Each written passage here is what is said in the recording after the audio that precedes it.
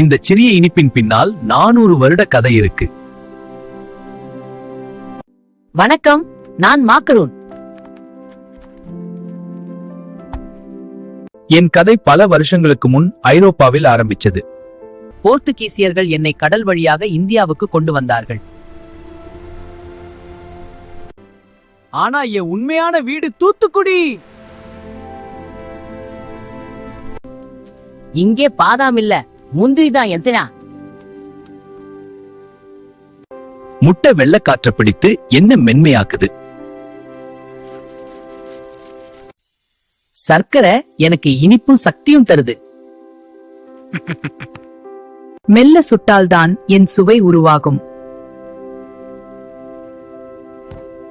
இப்போது நான் தமிழ்நாட்டின் பிரபல இனிப்பு.